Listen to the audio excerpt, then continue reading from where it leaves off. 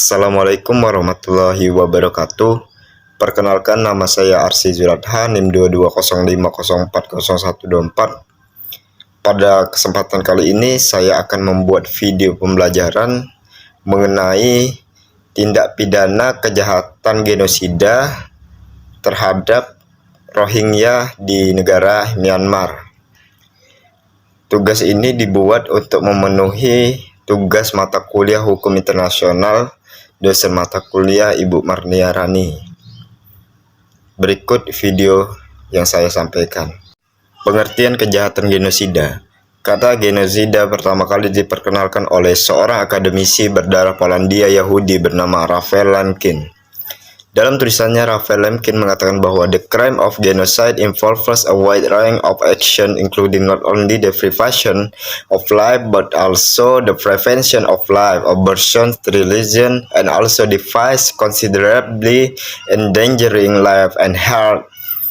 The acts are directed against group as such, and individuals are selected for detection only because they belong to this group.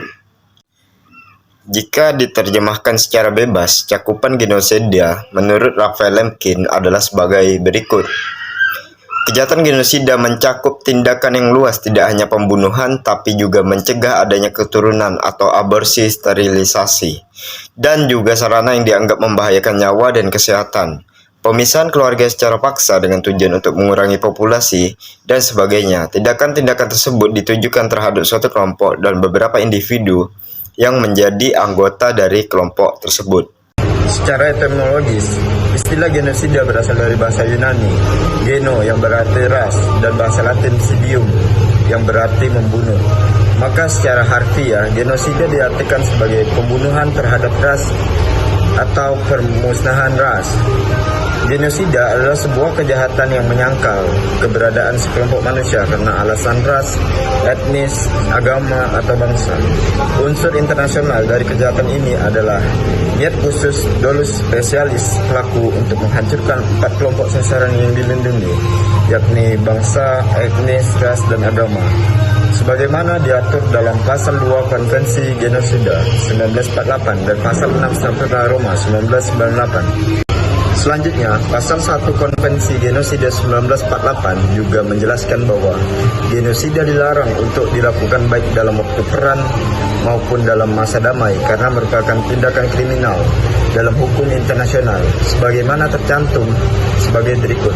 The contracting parties confirm the genocide whether committed in time of peace or in time of war is a crime under international law, which they undertake to prevent and to punish. Definisi genosida pada kedua instrumen internasional di atas telah diadopsi juga di hukum nasional di Indonesia. Dalam pasal 8 Undang-Undang Pengadilan Hak Asasi Manusia dijelaskan bahwa kejahatan genosida adalah setiap perbuatan yang dilakukan dengan maksud atau tujuan menghancurkan, memusnahkan seluruh atau sebagian kelompok bangsa, ras, kelompok etnis, kelompok agama dengan cara A. Membunuh anggota kelompok, B. Mengakibatkan penderitaan fisik dan mental yang berat terhadap anggota-anggota kelompok, C. Menciptakan kondisi kehidupan kelompok yang mengakibatkan kemusnahan secara fisik, baik seluruh dan sebagainya, D. Memaksakan tindakan yang bertujuan mencegah kelahiran dalam kelompok atau memindahkan secara paksa anak-anak dari kelompok tertentu ke kelompok lainnya. Nah, apakah kasus Rohingya termasuk kejahatan genosida? Langkah atau cara untuk membuktikan apakah kasus Rohingya tersebut merupakan kejahatan genosida, pertama harus ada actus rea genosida. Actus rea genosida ini tercantum dalam pasal 2 Konvensi Genosida 1948 dan pasal 6 Statuta Roma 1998 yang telah dijabarkan di atas. Saat ini banyak versi terkait apa yang sebenarnya terjadi di Myanmar di berbagai media, namun sebagian besar media tersebut memberitakan bahwa telah terjadi pembunuhan dan perkosaan dalam jumlah besar terhadap etnis Rohingya. Mayoritas etnis Rohingya yang beragama Islam.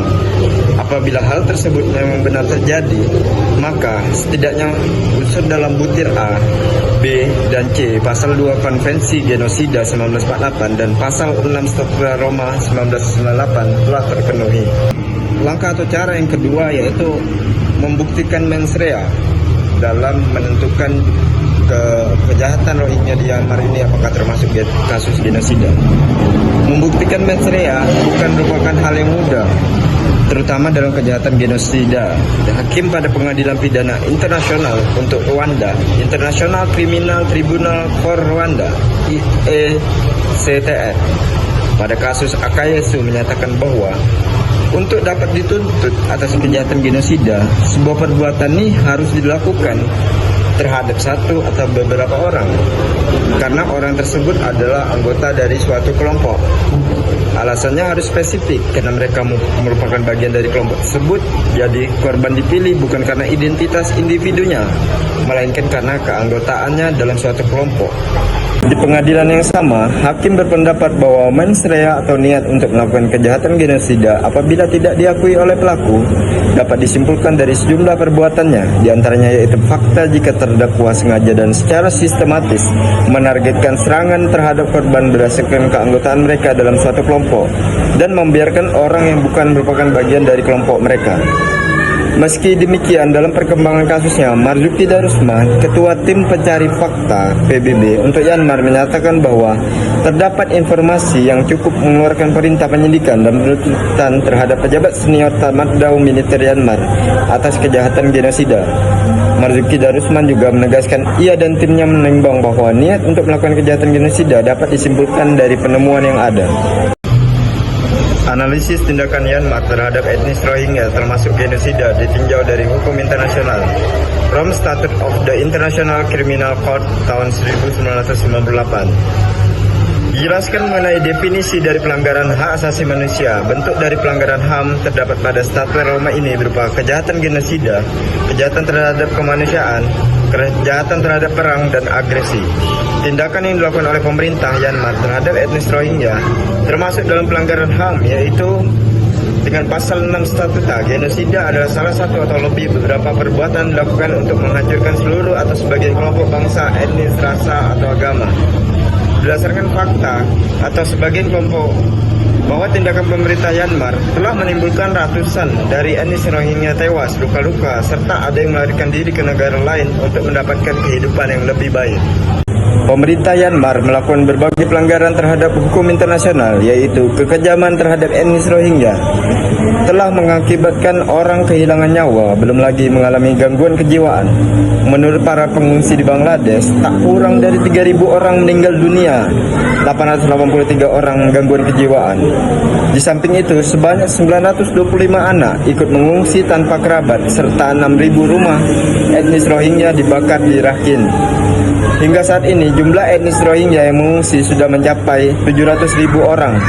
Tindakan pemerintah Myanmar terhadap etnis Rohingya berupa penangkapan sewenang-wenang, penyitaan properti, propaganda anti-Rohingya dan anti-Muslim, perkosaan, kerja paksa, pembatasan gerakan, larangan berpraktek agama, pembatasan pendidikan, di mana dalam hal ini mengakibatkan etnis Rohingya meninggalkan negara Myanmar, serta pemerintah Myanmar mengetahui akan hal tersebut. Dan semua unsur ini yang dilakukan oleh pemerintah Myanmar terpenuhi bahwa dalam hal ini pemerintah Myanmar juga melanggar pasal 6 statuta. Isu etnis Rohingya sebagai sebuah laporan pelanggaran hak asasi manusia di kawasan Asia Tenggara ditulis oleh Iris Center Human Rights (ICHS) 2010 berjudul Crimes Against Humanity in Western Burma, The Situation of the Rohingya. Laporan tersebut menunjukkan adanya respon masyarakat sipil dalam organisasi internasional bahwa telah terjadi kejahatan kemanusiaan terhadap etnis Rohingya di Myanmar. Sesuai Statuta Roma pasal 7 dengan metode normatif, hasil dari penelitian menunjukkan adanya kejahatan kemanusiaan terhadap etnis Rohingya di Myanmar Barat berbentuk perbudakan, deportasi, pemulangan paksa, kekerasan seksual, dan penyiksaan. Sehingga dinyatakan bahwa kejahatan kemanusiaan terhadap Rohingya di bagian barat Burma merupakan tindak pidana internasional sehingga layak disebut sebagai kasus genosida. Selain itu, pemerintah Myanmar melanggar pasal 7 Statuta Roma. Dalam hal ini, kejahatan terhadap kemanusiaan yang dialami oleh etnis Rohingya berupa pengusiran atau pemindahan penduduk secara paksa, crimes against humanity of deportation of forcible transfer of population.